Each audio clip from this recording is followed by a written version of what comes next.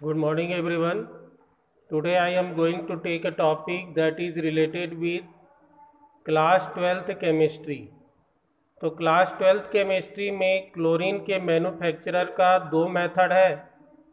मतलब बहुत सारे मेथड है, लेकिन जनरली एग्ज़ाम में दो मेथड पूछा जाता है। पहला है लैब मेथड, तो we already studied about lab method, and second method is Deacon's process. तो हम अभी डीकन प्रोसेस पढ़ेंगे। सबसे पहले देखिए, यहाँ पर एक रिएक्शन है। रिएक्शन को स्टडी करेंगे, फिर उसके बाद लाइन बाय लाइन हम स्टडी करेंगे।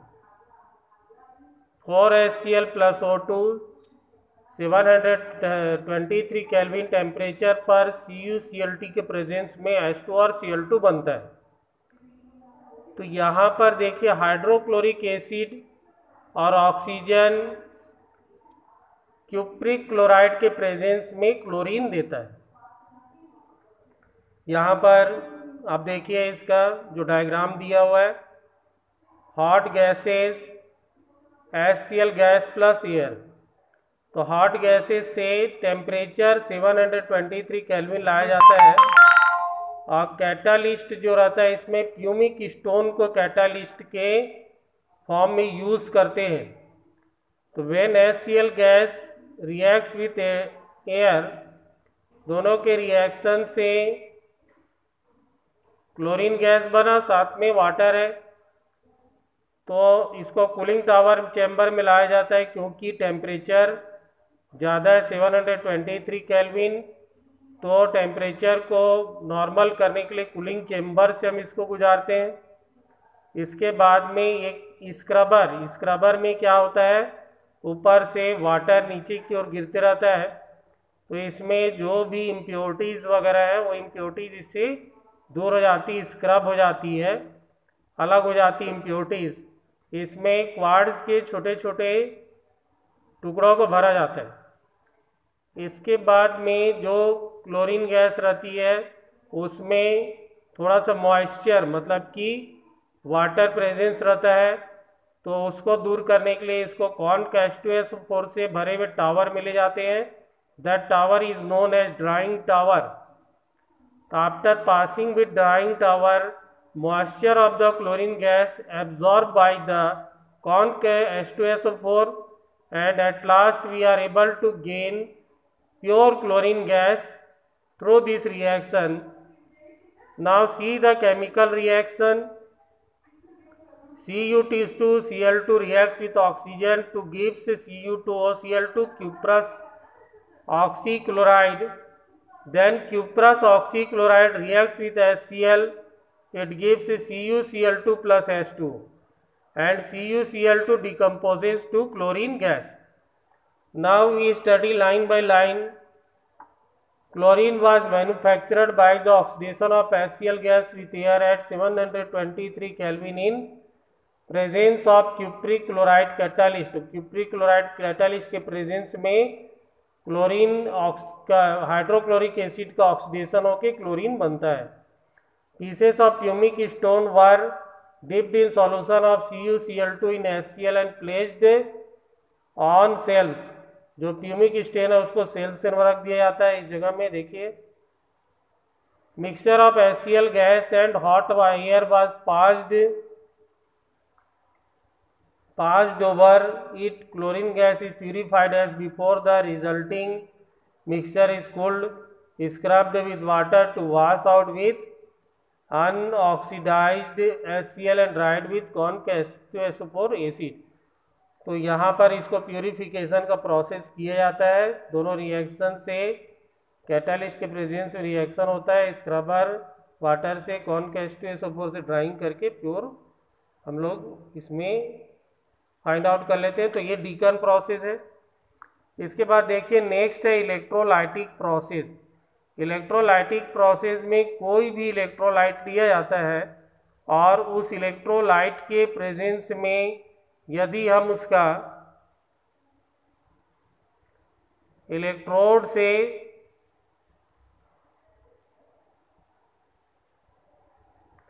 इलेक्ट्रोड डुबा करके इलेक्ट्रिक करंट पास करते हैं, तो इलेक्ट्रोलाइसिस का प्रोसेस होता है। तो इलेक्ट्रोलाइट जनरली ऐसे सब्सटेंस होते हैं जो कि सॉलिड स्टेट में इंसुलेटर के समान बिहेव करते हैं, लेकिन लिक्विड फॉर्म में या मॉल्टन फॉर्म में कंडक्टर के समान बिहेव करते हैं। जनरली एसिड, बेस और सॉल्ट इसमें आते हैं। जैसे सोडियम क्लोराइड, यदि आप सोडियम क्लोराइड को लेंगे तो सोडियम क्लोराइड आपका नॉर्मल कंडीशन में सॉलिड स्टेट में पाया जाता है, लेकिन बाद में यदि इसका मॉल्टन स्टेट में लिया जाए या फिर इसको सॉल्यूशन के फॉर्म में लिया जाए तो ये इसमें इलेक्ट्रोलिसिस हो सकता है। Electrolytic process chlorine is now manufactured as a by product during manufacturer of caustic soda by Nelson cell. Sodium hydroxide या कास्टिक सोडा बनाने पर नेल्सन सेल से बाई प्रोडक्ट में मिलता है। By electrolysis of sodium chloride solution, sodium chloride solution का electrolysis किया जाता है। इन नेल्सन सेल ब्राइन मतलब NaCl solution is electrolysed, NaCl solution को इलेक्ट्रोलाइज किया जाता है। Nelson cell consist graphite anode is separated from cylindrical perforated cathode of steel.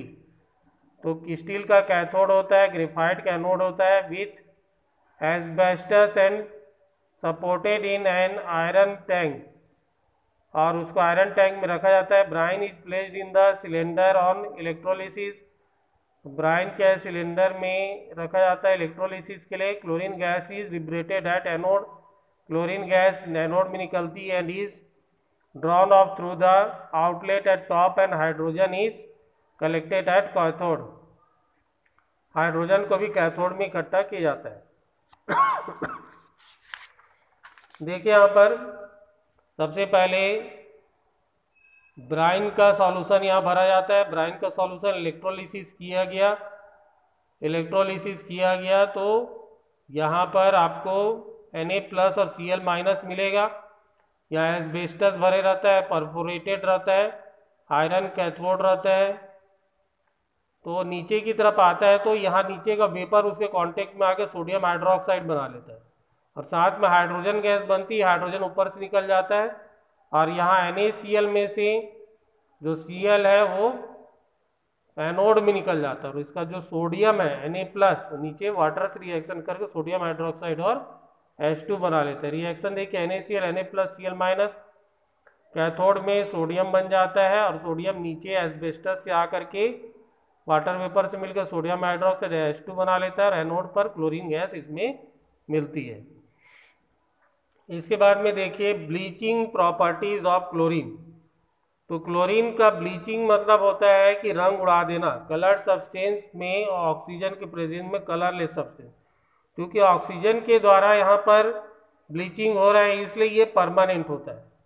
Chlorine act as a bleaching agent in presence of moisture, moisture के presence में, moisture मतलब H2 के presence में bleaching agent के समान काम करता है। It bleaches vegetable colour, Indigo and litmus solution. ये वेजिटेबल कलर को, इंडिगो का, लिटमस सॉल्यूशन को ब्लीचेज कर देता है। Bleaching property of chlorine is due to oxidation.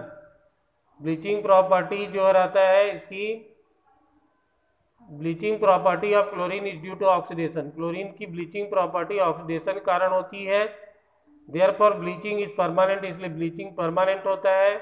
Nascent oxygen oxidises the colour of substance and makes it colourless. Nascent oxygen colourless बना देता है। देखिए H2O + Cl2 क्लोरीन के प्रेजेंस में HCl + HClO बनाता है। HClO HCl+O देता है जो कलर्ड सब्सटेंस को, नेसेंट ऑक्सीजन वो कलरलेस में बदल देता है और ये परमानेंट होता है। Bleaching action of chlorine is due to oxidation process, this it is permanent and colour is not regained on keeping in air. तो परमानेंट होता है, एयर में रखने से फिर से नहीं मिलता। Colour of only vegetable and organic substances can be decolourised by chlorine. Organic substance को भी डीकलराइज किया जा सकता है क्लोरीन के द्वारा। वेजिटेबल और printers ink which contain carbon has no action, thus bleaching action of chlorine is due to oxidation and bleaching action of sulphur dioxide is due to reduction. तो क्लोरीन का oxidation के through होता है, sulphur dioxide का reduction. 10 bleaching of chlorine permanent, इसलिए bleaching का chlorine permanent होता है जबकि सल्फर डाइऑक्साइड टेम्परेरी। कभी कभी क्वेश्चन ऐसा भी होता है कि SO2 और Cl के ब्लीचिंग प्रॉपर्टी में कंपैरिजन करिए, तो ये ऑक्सीडेशन के थ्रू होता है इसलिए परमानेंट रहता है, वो रिडक्शन के थ्रू होता है टेम्परेरी होता है, मतलब एयर के कांटेक्ट में आने पर फिर से कलरफुल बन जाता है।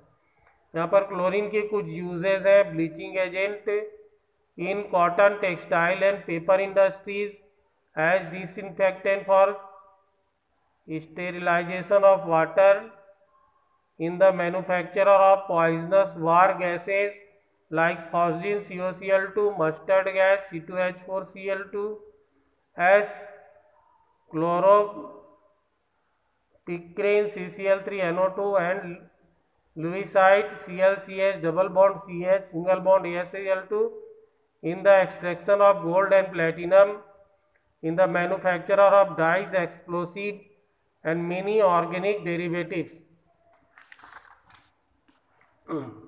अब इसके बाद में देखिए inter halogen compound. Inter halogen compound किसको बोला जाता है? जब दो हैलोजन आपस में मिल करके जो कंपाउंड बनाते हैं उसको इंटर हैलोजन कंपाउंड बोला जाता है, जैसे फ्लोरीन, क्लोरीन, ब्रोमीन, आयोडीन वगैरह। Inter halogen compound, halogens mutually combine with each other to form various types of compound. When two different halogens mutually combine to form covalent compound, then this type of compound is known as interhalogen compound। तो दो halogen मिलके जो compound बनाते हैं उसको interhalogen बोलते हैं। ये 4 टाइप के होते हैं, XX dash, XX3 dash, XX5 dash and XX7 dash. In this X and XX dash are 2 different halogen with different electronegativity and as compared to XX dash is more electronegative। In this X is large side halogen and X dash is smaller side halogen। X is more electropositive, less electronegative than X dash। As the ratio of radii of X and X dash increases, number of atoms or molecule also increase। Thus in iodine, fluorine, IF7 number of atoms is more। तो यहाँ पर ध्यान रखना है कि पहले हम define करें कि दो हैलोजन मिलके जो कंपाउंड बोलते हैं बनाते हैं उसको इंटर हैलोजन कंपाउंड बोलते हैं। वो 4 टाइप के होते हैं, XX dash, XX3 dash, XX5 dash, XX7 dash. फिर एग्जांपल लिख लीजिए XX डैश का ClF, BrF, BrCl, ICl, IBr है। एक दो एग्जांपल भी याद रखेंगे तो सफिशियंट है। XX3 डैश में ClF3, BrF3, IF3, ICl3, I2Cl6। XX5 में Cl5F5, BrF5, IF5 और IF7। नॉमनक्लेचर नाम लिखेंगे, BrCl का ब्रोमीन क्लोराइड, ICl3 का आयोडीन ट्राइक्लोराइड, IF7 का आयोडीन हेप्टाफ्लोराइड। देखिए जनरल मेथड ऑफ प्रिपरेशन में by direct combination of halogen, दो हैलोजन को डायरेक्ट कॉम्बिनेशन करेंगे, जैसे क्लोरीन और फ्लोरीन को 473 केल्विन पर, तो ये मिल जाएगा आपको ClF।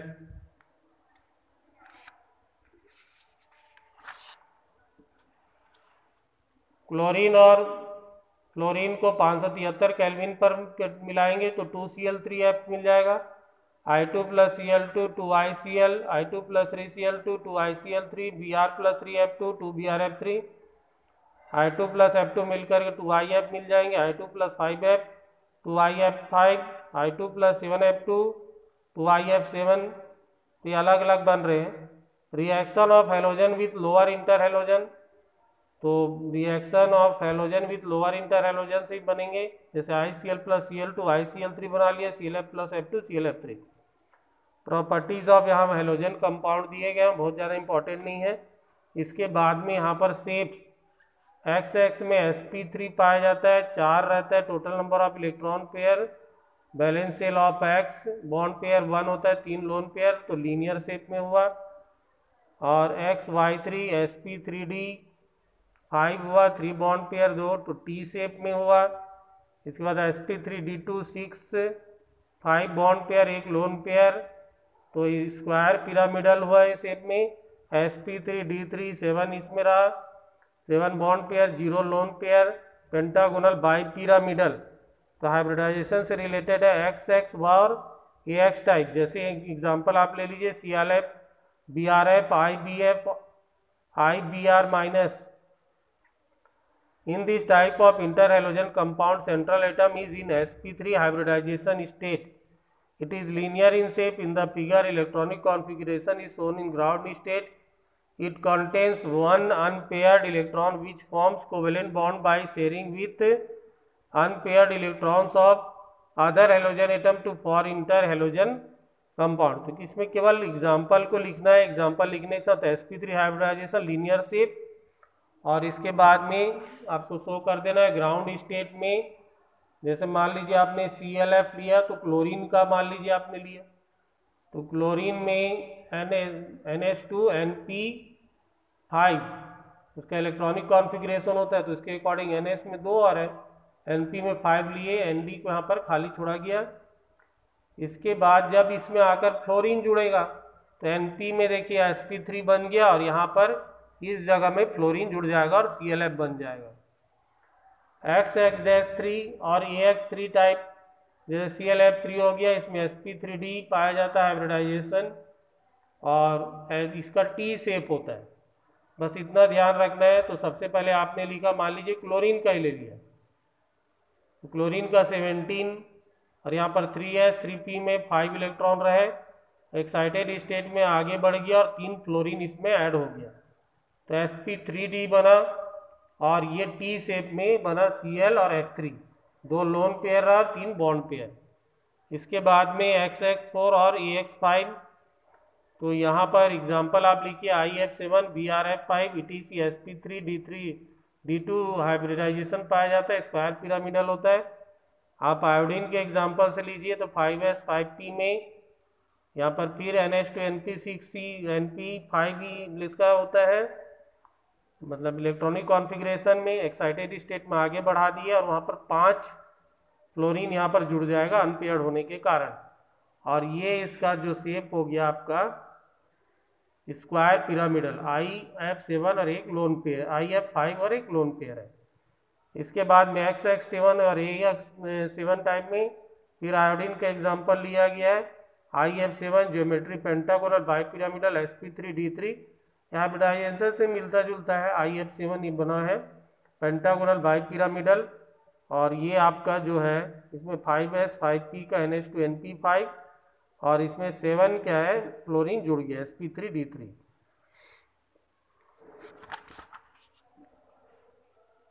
इसके बाद जो है ऑक्सी एसिड्स ऑफ हैलोजन। इसके पहले आप लोग ऑक्सो एसिड पढ़े थे, अभी ऑक्सी एसिड है, ये हैलोजन के ऑक्सी एसिड्स हैं। जब भी यदि मान लीजिए सल्फर और फास्फोरस का ऑक्सो एसिड बोला जाए या ऑक्सी एसिड बोला जाए तब आपको सेम लिखना है, लेकिन हैलोजन में ऑक्सी एसिड बोला जाए तो यहाँ पर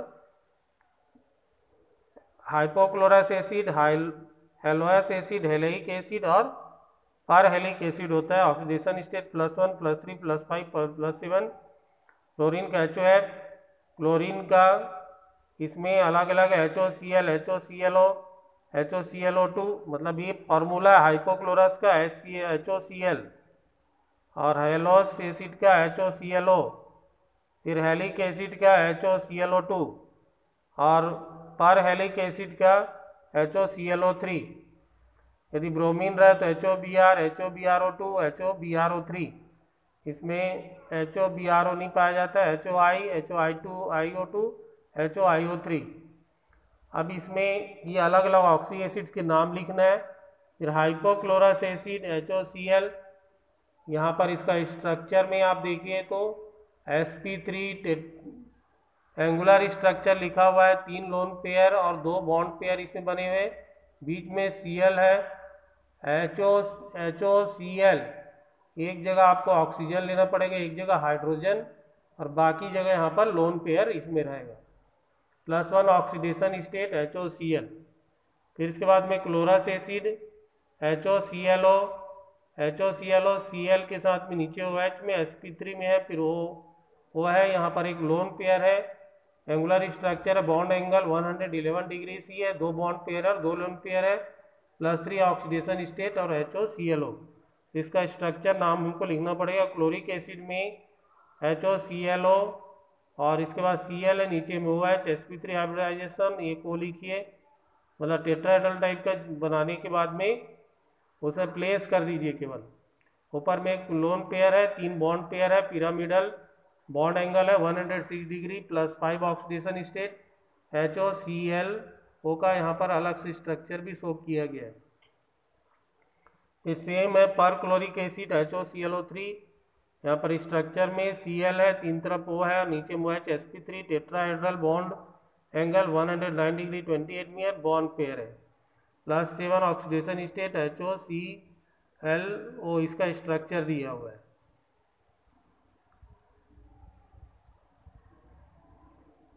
HOClO3 का स्ट्रक्चर भी दिया हुआ है। तो इसके बाद में इधर नीचे उतना इम्पोर्टेंट नहीं है। अब इसके बाद नेक्स्ट वीडियो लेक्चर में हम लोग स्टार्ट करेंगे elements of group 18। Thank you so much.